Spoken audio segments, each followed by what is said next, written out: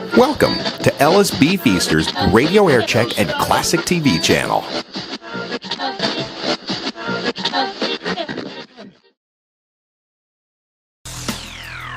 Ladies and gentlemen, Imus in the morning. You remember yesterday I was talking about this woman from L.A. who used to call the I-Man during the OJ Simpson trial? Mm-hmm. Yes. Well, her name was Jean. All right. And this guy, what the hell is his name that sends me all this stuff? Jake Whitman. He sends me. Jake Whitman was a guy. He still works at NBC. He was at MSNBC, and he's got all of this Imus stuff. And some of it he puts together, and some of it he just happens to have. And so he sent me yesterday this clip of. Is there any big news? Bernie said nothing big. No. No. Okay. So how are you guys, by the way? Fantastic. Could be a lot worse. Thank you. So anyway, he sends me this. Rob, how are you? Fine, sir. Tony, how are you? Awesome, thank you. What's your deal, Rob? What do you mean? You just sound like a I don't know. You irritate me just saying hello. I love you, but I don't know. Yeah. I'm pissed off. You No, know, back to Gene. So he sends me this. She was calling. I don't know. Every week or two with updates every time something happened on the trial. Frequent, yes. And so here's another call. You have it, Lou? Got it. Fire it up, dude. Good morning, Gene. What's up, Imus? You're up, baby. I have been trying to reach you for so long about OJ. They might as well give OJ his walking papers right now, Imus. Amen. You got 8 black women on that. Imus, believe me, OJ could still have the knife in his hand with his frogman suit on. You know, and they just not gonna convict him. You needed I don't know. I couldn't have even been on fair juror. 8 black women, we just wasting tax people's money. Yeah, I hear You know, we could just unhook that boy and let him on out of there. Because them women done fed Johnny Cochran and done smooth, unless they could get all the 8 off the jury. Yeah, well. Clean out the black folks. Y'all got to take them blacks off the jury to get a fair trial. You know, the black women ain't going to convict OJ. You know, especially he done took off his clothes in the courthouse, too. Who? No way, Jose. To be serious here a moment, Yes, I am. you're telling me that just because these women are black, they ain't going to be fair about this? Hell no, man. Bad as the cops done did us in them days, we don't believe none of them mothers. No, you can't. No, Gene. Wait a minute, let me tell you I think something. we for can. real. I've had enough problems. Oh, God, please, Jesus, God. I love the baby Jesus. I just said that 5 minutes ago. But You're wait killing a minute, me. Imus, check it out. I thought for a while there Hilarious. the girl might have had a cocktail or two Little cray-cray.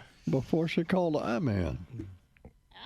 She was right, though. She was dead right. Oh, yeah. Just being herself. There was nothing going anywhere there. That was hilarious. Rodrigo Duterte from the Philippines. President Duterte, how are you? who are you? Well, I'm the I-Man. Why do you constantly bother me? Aren't you on today? I am very much. Okay.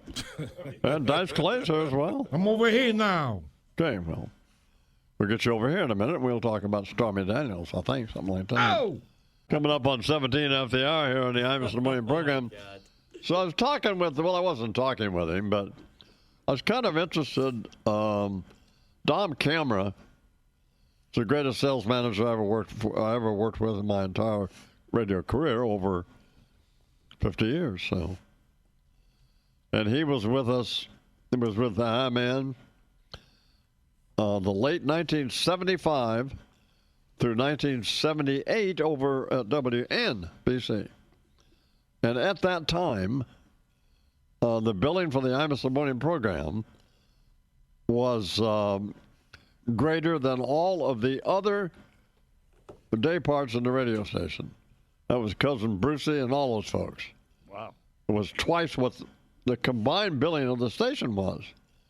And in fact, we were running 22 minutes an hour. It was supposed to be running 20. But he would come in the morning, Dom would, and handwrite 7 minutes a day on the lawn. And then, of course, once it's on the lawn, they had to pay for it. We ran it, and it didn't make any sense to me at all. I got to wondering about, so I had Rob get me a list of all those great sponsors from those days, and there were a bunch of My Pillows, man, over the years. Remember Fred the Furrier? Mm-hmm. Oh, yeah. Remember Air France, where the Protestants had to fly out there and hang on the wings? Remember that was Aer Lingus. Remember Siemens Furniture and Castro Convertibles? Yeah. Remember Dick Gidron Cadillac? Yes. Up in the BX. Dick Gidron became a good friend of mine, and he was great friends with Muhammad Ali and Joe Frazier. And he sold them all their Cadillacs. And I had a Cadillac from him.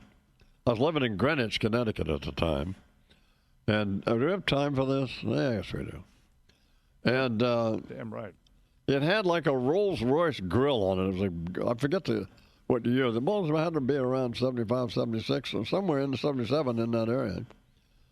That was a great car. So they advertised, and I drove, and he gave me one of them, and I drove it. I drove back and forth to Connecticut. So the day, and then NBC fired me. I can't remember when. It was 77 or somewhere in that area. Even though, keep this in mind, even though my billing for the I'm Swing program was twice the rest of the radio station. That's how intolerable I became. So they thought, well, this we've got to get rid of him. So they did. And Bob Pittman came in and he replaced me with his girlfriend. Her name was Ellie Dillon.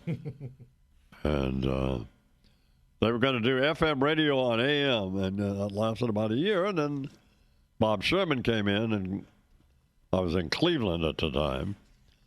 And he called me and said, would you like to come back to New York? Yeah.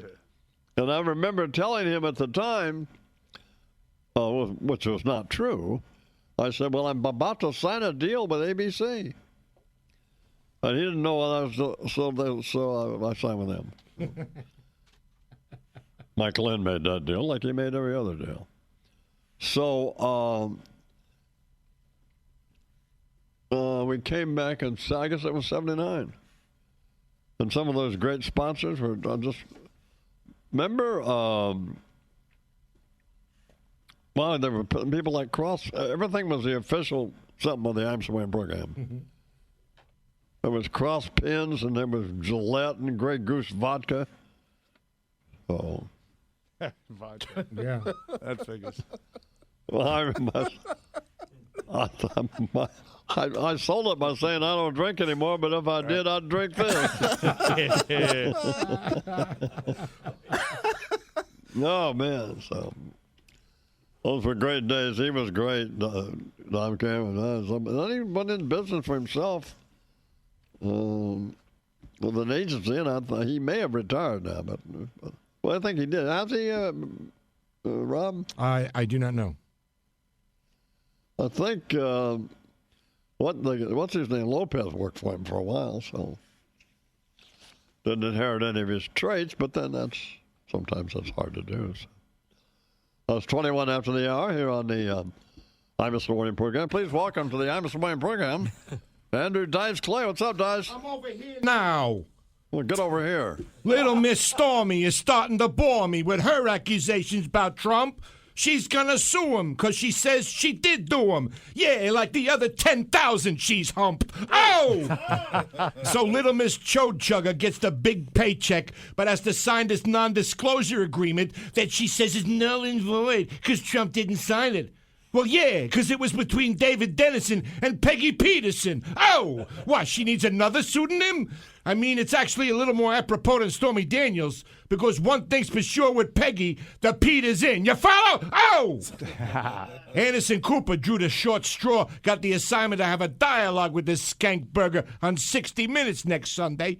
I guess they wanted to make sure they had somebody with some journalistic integrity who wasn't going to get tempted by the fact that she's been on more wieners than French's mustard. It ain't like he ain't going to pull a Charlie Rose on her, you know? Steve Buscemi's got a better chance of being hit on by Cooper than Stormy Daniels.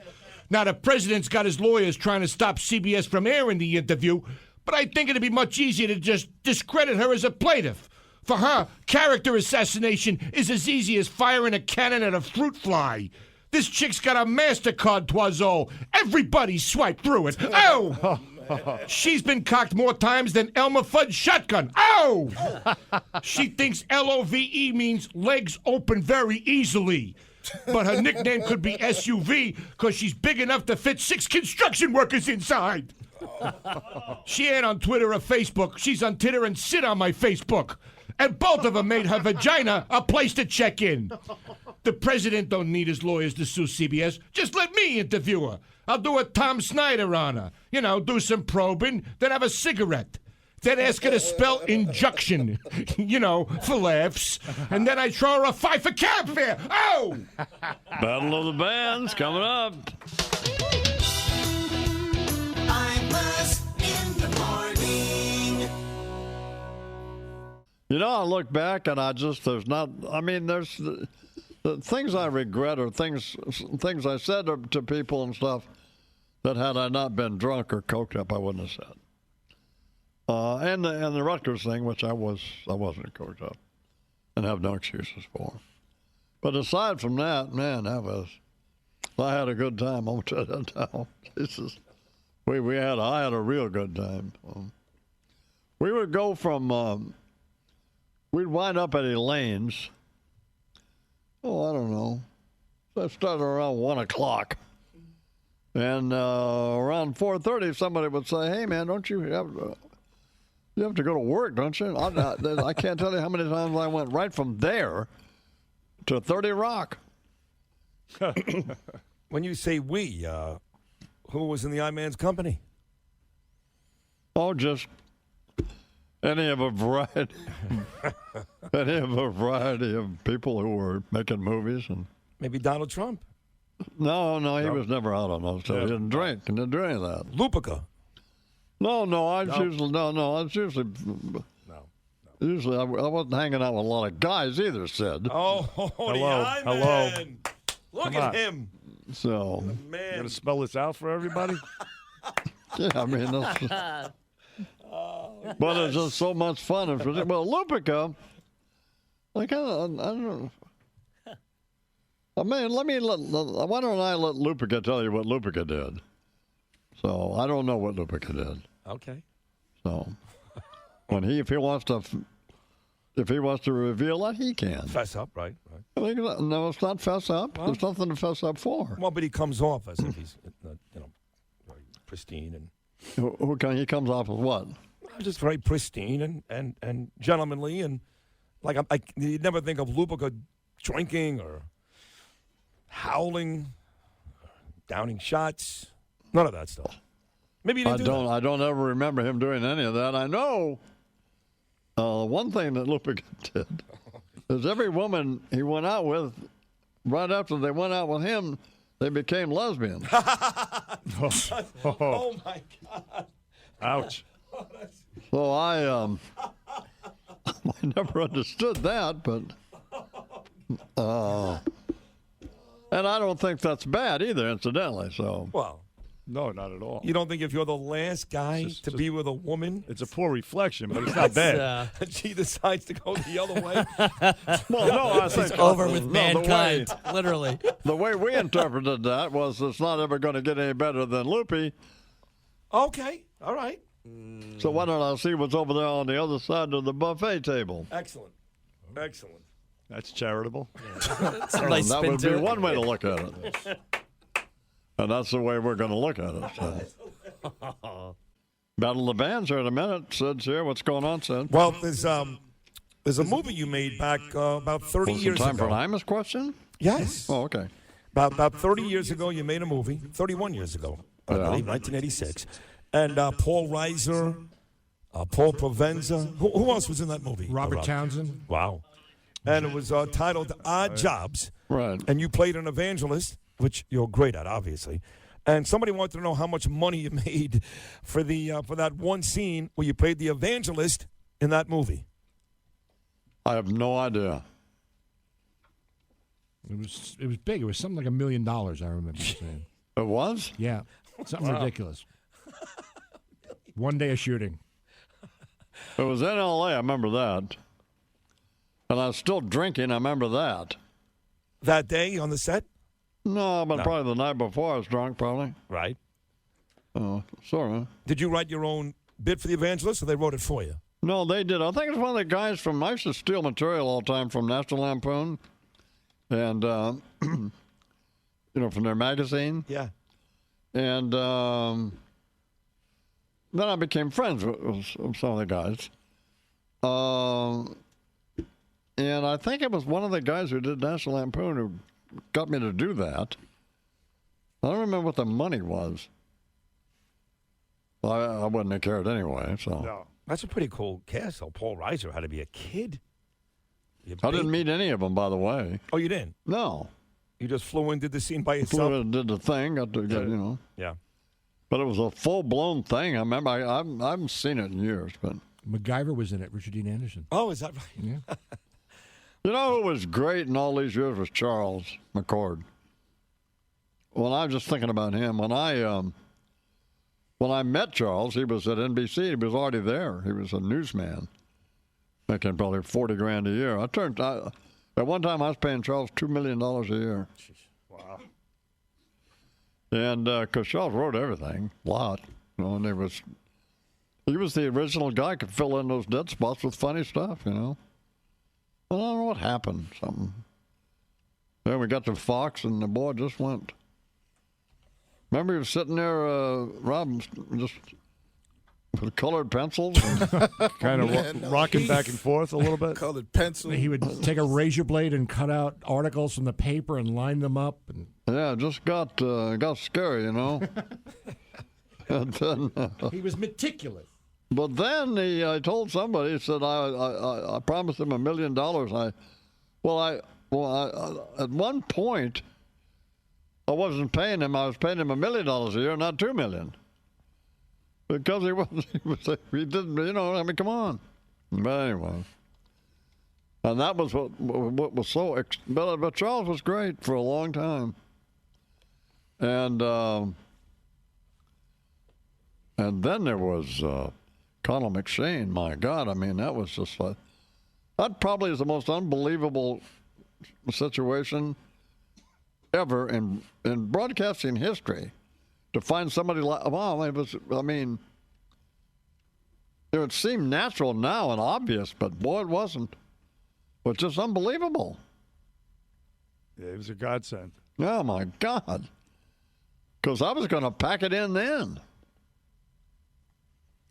And then when he left, it just was, well, we were going to do another year because we had to, but contractually, but one of the benefits of signing a contract with Cumulus is it doesn't mean much to them. They don't honor it. Doesn't mean anything. Don't honor it. So. See you. Who? Now this is going to require a lot of balls on your part, but you can do this. Who was better, Charles or Connell? Charles. Okay. Charles just knew more. Yeah. And there's nothing you couldn't ask Charles that he didn't know. But Connell came close. But Connell was great, but he was not even close to Charles. No, come on. So, why did it take balls? To be honest, that's the problem with you, Rob, and others. Oh, Jesus God. You guys are just. There's just an element of you're just pussies and phony. No. And you know what, man, and I have done in all the time I've done this, I've never done that. And I want you to do this, but you've got to have some guts. Now we've screwed up, and we're going to have time for the Battle of the Bands. Oh, sure. Man, it's been great. F it, what do we care? Yeah. Here's Lloyd Price. Let's go. The night was clear. Warning. Some content may be unsuitable for mature audiences. Imus in the morning. You know who I didn't mention too much? Who was on the show for years, but I mentioned him a while ago, was Larry Chance. Remember Larry Chance and the Earls? Absolutely. The singer, yeah, of course. There's a boy like that's a complicated life old Larry was living. I think he probably still is. Doesn't he still appear places? Yeah, upstate New York. Yeah, Catskills. My He can parents' sing, by the way. community, But boy yeah. can sing. Yep. And he can sing. I mean, he can really sing. So, and he's a great guy. And he did Geraldo Santana Banana at Charles Road. So, speaking of that, so. Well, you ever run into Al Rosenberg anymore? Every once in a while. What's he doing? Voiceovers and stuff. Well, he was, excuse me, also the mayor of a city in New Jersey, a town, All right, the city for lives in, a right? long time. Yeah. The mayor? He was actually the mayor. Yes. I liked Al, but Al was not proactive. If you didn't want Al, if you didn't make Al do something, he'd just come in and eat and then go home, you know. Take the bus back to Jersey. So. But he did. He was a caller too. That's how he got his job with me. He was Earl C. Watkins or something. Earl C. Watkins, calling from Naugatucket, Connecticut. And he made them, he had a herd of Nagas up there selling that Naga furniture or something. I forget what it was. Jake, see if you can find a clip of that, baby. A lot of stuff we had. I don't know what happened to it. That wasn't much to say in the saving stuff. And, the plans I made were pretty much on a day-to-day basis. Which is still the case. 13 after the hour. Didn't you take the doors off a plane to take photos? Well, yes, but my brother and I, Fred, we were out in Monument Valley, Utah, and I wanted to take photographs. We did these. In fact, one of these photographs we took, and even a photograph of the plane with the doors off, is in the book Two Guys, Four Corners, which was a New York Times bestseller. One that, Daredevil was instrumental in helping me set up a bunch of those photographs. And in fact, the photograph on the back with the I-Man sitting on the edge of the Grand Canyon was taken by her, Deirdre Imus. Yeah. Well, I mean, she had to, trip the shutter after I'd, of course. Right. Did the heavy lifting. Yeah. Well, no, she did that because she had to carry all the stuff for me, too. All that, yeah. Other than that, but, yeah, she took it. So, anyway. You also hung off the side of the old World Trade Center.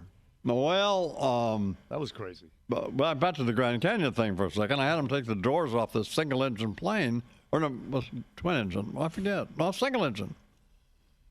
And then Fred and I got in, tied ourselves in the plane, so we could hang out of the plane, fly over Monument Valley, and take photographs. I have no idea why I did that. Oh, my God. What? Jeez. And we were hanging out of the plane. Jeez. It was stupid. And then, years ago, at one time I was on top of both World Trade Centers. I mean, up on actually the top of them. And then the people from the Port Authority, I was taking photographs. And they asked me if I wanted to get in the window washer cage on the side of one of the World Trade Centers. I said, sure. My God. And so I got in, it's an open cage, I got in the side of it, and then you go down, you go down like, on the outside of the building. Well, I'm sitting here now with chills. And I have no idea why I did that. You started at the very top, 110? Yeah. Oh, yeah, my God. The anxiety that you have no given idea me. why I did that. You weren't. The only reason I would do it is because I had a camera in my hand. You weren't. Were you terrified? Or you don't. No, only when but I'm terrified now thinking about it. When the guy said Baba Booey on the way down. Well, that was a little. So, what do you want to know now about? What did you ask me about this album? Or Yes, the Imus album was supposed to be on Mercury Records, and you got Steinman, right? Jim Steinman, the guy who did Meatloaf's Bat Out of Hell and other stuff. Genius, Jim Steinman, was going to produce an album with all of us on the I'm Swaying program. for Mercury Records, and I signed a deal with Mercury. I got $250,000 in cash in front. Is that right? To do the record. And then we had all these meetings. Steinman would come over, and we'd have all these meetings and all that stuff, and then we'd not do anything. And then we'd have more meetings, and then we never did anything. So we never got around to doing anything, actually. And Danny Goldberg was the president of Mercury. He was the guy who signed me. But then Danny left Mercury, and we still hadn't delivered the record. So the new people at Mercury, and we had a 5-record deal, by the way. We were going to do this record, and then they had to do 4 more. You know, tie me up for a long time now. So they got a hold of me, and they said, well, we don't want to do any records, as long as you guys haven't done this one. And we'll let you keep the money, the $250,000, if you'll let us out of the contract. Oh, my God. Oh, God. Well, I said, of course, we'll let you out of the contract, because I had never had the intention of doing the record anyway. So. What a deal. What a country. Well, whatever. That's 32 great. after the hour.